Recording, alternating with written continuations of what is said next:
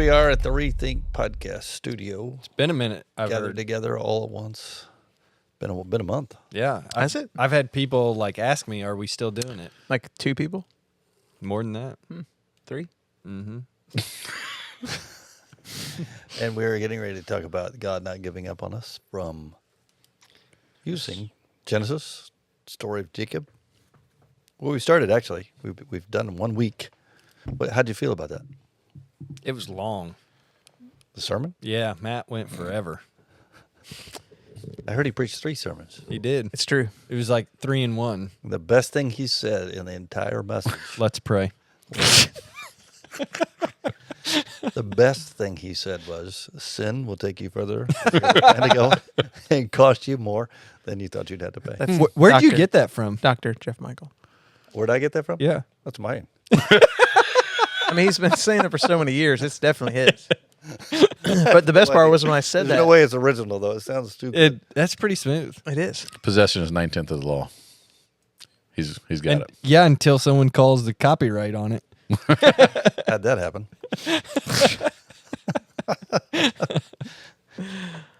Yeah. I don't know where it came from, but that's the best thing you said. People would agree. Well, and how do you feel about this story, trying to unpack, what, how many chapters? I was in a total of 8 chapters yesterday. Sorry about that. It's a lot. It was a lot. I mean, I did more than that. did you? You know, it's like one of those things where for all of us around the table, we grew up hearing these stories. You know, like, I mean, my just reminder on Wednesday night, because we get to preach on Thursday night now, is just trying to remember that the people, there's people in the room who don't know the story. Yeah. And so there was a lot. I mean, that was my takeaway. We covered a lot of ground in one week. It's a complicated story. And having said, yeah, we know the story, we've heard the story. When you go look at the details, I got lost in the story. Trying to remember, you got one guy with 4 wives, another guy with 2 or 3. I mean, handmaidens and multiple kids, keeping the names straight. Mm-hmm. It's tough. It's My- a mess. My prayer right before I got out there yesterday was, God, allow me to keep the name straight, because like it's hard. It sounds simple, but I mean it's important. Mm-hmm. But yeah, lots to cover. I preached in Clay County and did the same sermon twice there, but way different because after the first service, I read all that detail, and I just thought that didn't make any sense. You know, Caleb says he followed it, but he knows the story. He's been studying. But if you didn't know the story, it's just so complicated. So let's go back and kind of recap, first of all, the why this story is here. What's the reason for its, you know, we're actually picked this story up with Abraham in chapter 12, and you run with this family all the way through the rest of the 50 chapters of Genesis. Mm-hmm. You know, we've got 2 chapters that tell us about the creation story. We got 1 chapter about the fall. We got a chapter about Cain killing Abel. We got 3 chapters about floods. We got a chapter about the Tower of Babel. And then we've got, what is that, 38? 38 chapters about this family. I calculated that up as I was going, too. That's Did pretty you? smooth. That's smooth. I was thinking, wow, you must have Made really it. did that last week, or it was already in your head. I'm probably going to use that this week. So thanks. Quote me. Quote me. Quote Jeff quoting the Bible. Like Jeff always says, In chapter 1. you start in chapter 1, there might be a revolt. I Yeah, started so- in chapter so- 11, though. So the why you were leading to the why behind that. So chapter 11 is the Tower of Babel, and the confusion of the people. They defied the will of God. They built a tower to make a name for themselves. They didn't scatter and so forth like God declared. And so chapter 12 is the start of the story. It's God saying, okay, here's how we're going to do this. I am going to execute this plan through this family. One of the things I said that I often say a lot is when you follow God, when you obey, you'll be blessed. When you disobey, you'll be cursed. You're punished. And so there's a family example. We go all the way back to Abraham with the beginnings of that. The childless old couple who had, after the promise was made, to wait still 25 years until God, brings. Is it Isaac? Did I get that name right? Mhm. Your turn. Go. Well, there's so much in Isaac's story, right? I mean, we don't even talk about like the whole development and whole him growing up. We picked up the story when he's 130 years old, Genesis 27. He dies at the age of 180, Genesis 35. So we're skipping ahead from Genesis 12 to the promise from God to Abraham. We skip 130 years plus. It's actually more like 190 something. I mean, so we skip a massive part in the story, Because we're wanting to focus on Jacob, right? who's mentioned 363 times in the Bible. Wow. 363. A lot of those are just inclusions with the God Yeah. of Abraham, Isaac, and Jacob. and Jacob. And I even studied that why these three characters are connected together. Why isn't it just the God of Abraham? He's the faith founder, the father, the patriarch of all. Why do we have Isaac? He's as my Hebrew friend said, there are more parallels of Isaac and Jesus than I can list for you. I think that's why he's included. He's kind of the, Abraham the father, Isaac the son, but Jacob's not the spirit. He is, like I said yesterday, I can't find very much of a redeeming quality about him. Yet he's mentioned over and over 363 times in the Bible, God of Abraham, God of Jacob, God of Isaac. Yeah, I mean, it's he knew Jacob would fail, and in spite of Jacob, the promise still remained. It's kind of like the church. Yeah. Like the Kinda church like is made up of a whole bunch of imperfect people that's being redeemed by Jesus. Being used to glorify him. Mm-hmm. In spite of us, right? Yep. Yeah. God's faithful. Yeah. And with all those guys, Abraham even, there's mistakes, there's flaws, you got to talk about this polygamy issue at some level. Well, there's no law yet. You think that's what it is? I don't know. I mean, I'm just saying, like, Leviticus hasn't happened where God lays out how, people are going to respond to him, as his people. But you have the pattern for marriage established in Genesis. For this reason, chapter 2, for this reason, a man shall leave his father and mother and be united to his wife. Two shall become one, husband and wife. Yeah, I was just thinking I give my kids reasons all the time. They don't always listen to me, though. I don't know. But you definitely have polygamy going on here. And it always causes problems. It always causes problems. When you do things against the will of God, it may be easier. That's kind of the theme we have skirted around this week. Maybe easier, take a shortcut, but it won't be better. Not in the long run. To do our way may be good at the moment, but God's way in the long run is the right way. And so he's executing his plan through these flawed people. Yep. I think that's the key. Like whether it's polygamy, whether it's he's a deceiver, he's a liar, he's a cheat, you'd name it. And I thought you did a good job doing this. I haven't listened to all of you, Matt, so I don't know, but I'm sure it was great. But it is that whole concept. He quoted me. Well, then, yeah. Best part of the sermon. But it is that whole concept, and this is the part that I thought you did good on, is bringing it back. No matter what we've done, no matter how we live, no matter the wrong choices we've made, God's still going to use us. God still can use us, and that's that picture of hope that you see through Jacob. Not to mention even, where we're getting at eventually, like what comes through their family. Eventually, but the fact that Jacob was screwed up, he was flawed time and time again, and you see the same pattern, like from childhood to adulthood. His pattern never changed, but God continued to use him. I think that's hope for me. I think it's good to remind people, you're probably the one that brought this most clearly to my attention years ago now, but this idea that these stories, the hero of these stories is always God. So these stories are given to us to learn about him. And so what we have here is a flawed character and a perfect God. Yep. We have a guy who wants to take shortcuts and please himself, and we have God who is faithful always to his word and is driving towards a kingdom where he can dwell with us in perfect harmony. The goal of this is always to bring Jesus. Yep. And Jesus is here just to restore a relationship with us so that we can be with him forever. You that's, notice that's how, why you have 38 chapters of this family is right there, right? because this family is bringing forth Jesus. Both Isaac and Rebecca really essentially do the same thing. They force their will over God's. Like that's what you see in both of these situations.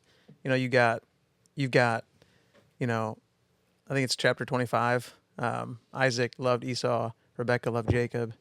You know, and so like there's this attempt from both of them to, I'm going to pull Esau in, and I'm going to bless him behind closed doors. You see Rebecca freak out. That's not what God's plan was. The older shall serve the younger, you know, like, so she jumps ahead and she's like, we got to create this plan. It's just, they're both trying to force the hand of God into what they want. Yeah. I had never connected that before, but the prophecy she had given to her, the younger shall rule the older. Yeah. Maybe that's what motivates her to do that deception. I think that's what it is. I was gonna say, I think it is. Never I think- connected that. I think at the end of chapter 26 and the end of 27, are actually the reason why she does this, because she's watching Esau fall off the rails. Like it says at the end of chapter 26, he has many foreign wives, and it was a source of grief for Isaac and Rebekah. At the end of chapter 26, she's like, if this continues, my life is not worth living. I think she understood that this blessing from God to their family and to the world was for the generations that are coming. And she sees behind the tent, if you will, that maybe it's possible that God's blessing is in trouble. And so she thinks God needs me to jump in and rescue the plan. And so she goes ahead. And I think the reason she does is because I think she's really wondering, and I think Jacob is too, can God really bless me? Like, can he really do this?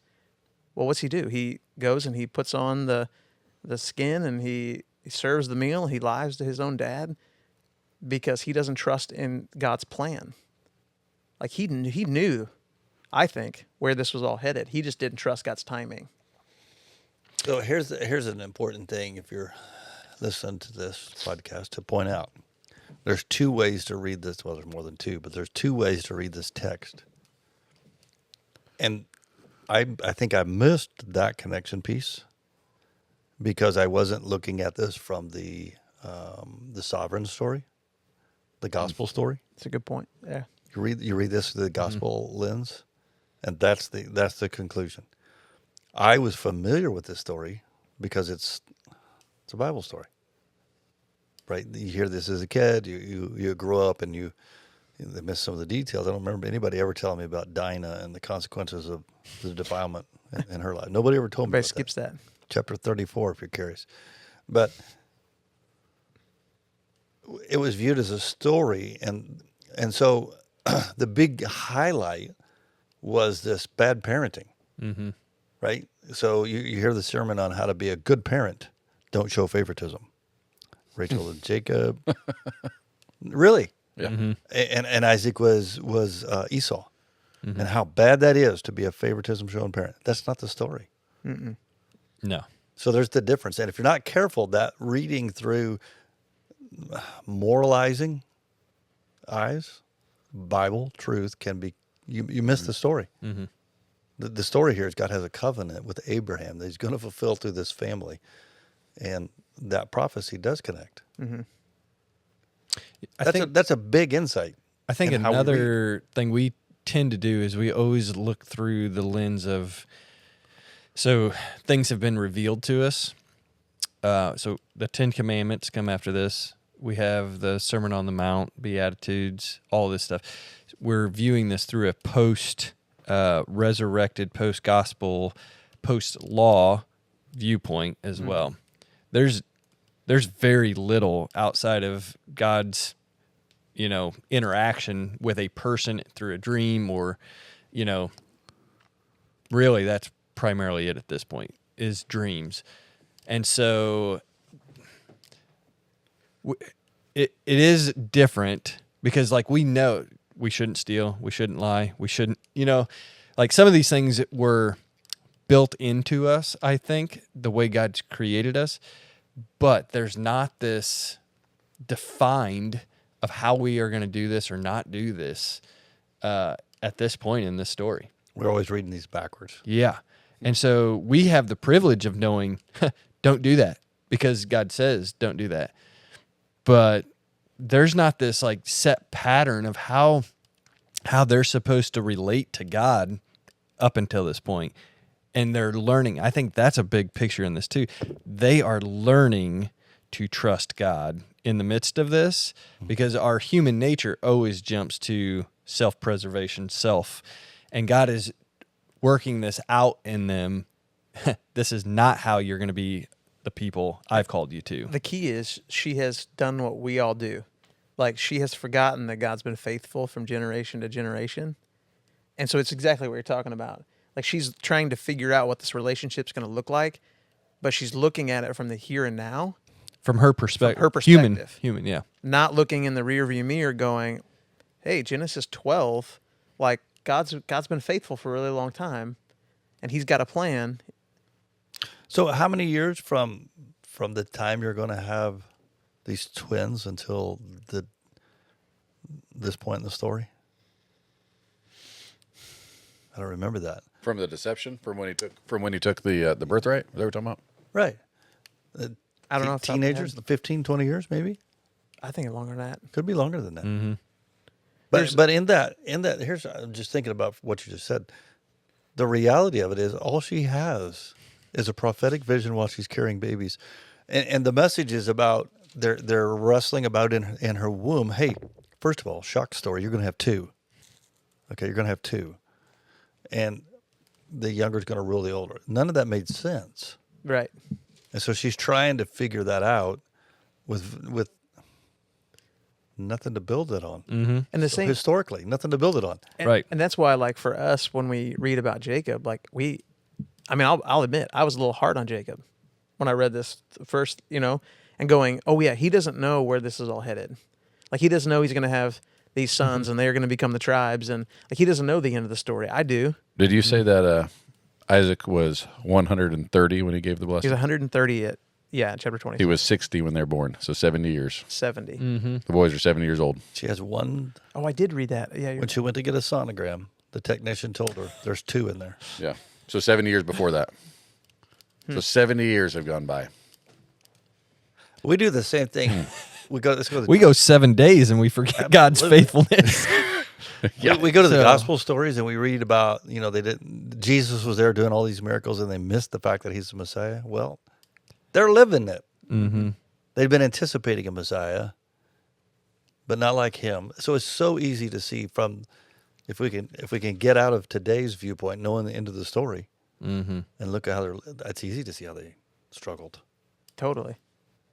Yeah, and we do too. And that's Absolutely. exactly why we need a sovereign God who doesn't give up on us. Yeah. Well, it's Genesis 15. It's like, hey, this is going to be me. But I do think, like, there's some real application in both Isaac and Rebecca and this whole deal, because, like, if you go to chapter 24, Abraham says to one of his servants, hey, go find a wife for my son Isaac. Take 10 camels with you. Guy shows up at the well. Here's Rebecca, right? We find out she's beautiful, she's compassionate, she's a hard worker. She pulls out all of this water at the bottom of this well for these camels, and it leads us to believe she's a pretty high character person, right? At least that starts that way. And then all these things happen in her life, and she falls into this place of going, I'm going to force I'm going to make this about my will, not God's. And for me, when I read it, I was just like, that's a reminder that just because you start well doesn't mean you always end well. And we got to make sure that, like, we are focused on accomplishing God's will, not ours. Like, it's John 15:5. I am the vine, you are the branches. If you remain in me and I in you, you will bear much fruit. Apart from me, you can do nothing. Mm-hmm. Apart from God, we don't do anything. God doesn't need us. He invites us into working all this out for his glory. Mm-hmm. He's got a plan, and he's going to make it happen. Hard to trust sometimes. Well, it's hard to trust because we, like they, don't have the end of our story. Yeah. You know, we have a God who's faithful. He's been proven over and over again to be faithful. But how's that going to work out in my life? How's that going to work out when I'm trying to, you know, find a spouse, when I'm trying to determine a career choice, when I'm praying over my child is sick? You know, how's it going to work out in this story right now, In my time. in my time? Mm-hmm. And we don't know that. So it's easy to make choices looking backwards. Mm-hmm. We can't do that. We just got to keep coming back to he's good, I mean, it's faithful. that sanctification process. Mm-hmm. You know, like you were talking about earlier, like it's a moment by moment thing. But I think we also got to stay focused on making sure we're praying and asking God to like help us stay committed to this. Like it sounds so elementary, but it's a big deal. Like I know so many people who fall flat on their face halfway through the race. I think we trust him for the destination, but we struggle in the journey. There you go. Write that down. That's Andrew's going to use I'm going going to to use like that I and always, claim it like I always like say. I always say. You heard it here first. Actually, I that did out. say that a few weeks ago. God's in the business of the outcomes. We're in the process, or we're in the business of the process. I said yesterday that God's more I like concerned my about. word better. Yeah, that's fine. I do too. Yeah. But it's true. We trust him for our salvation. Mm-hmm. Trust him for our food tomorrow. We don't trust him for our money. Yeah, totally. That's mine. He's going to take me to heaven. He's going to take me to heaven. I believe him in that. But yeah, I don't know how we're going to deal with this problem. Mm-hmm. It's a human struggle. It is. Yeah. This story is relevant. Why didn't we apply all this? I'm going to use it all this week. You're welcome. That's why we're here. Help the man in the middle.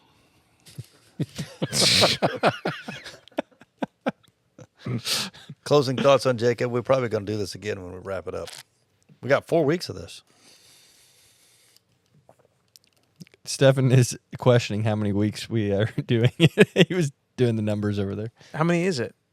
Is it 4? 4 4. total, counting total, yesterday. Right. We have 3 weeks left. Okay. We could have spent 8, but probably 4 is enough. Time we get done.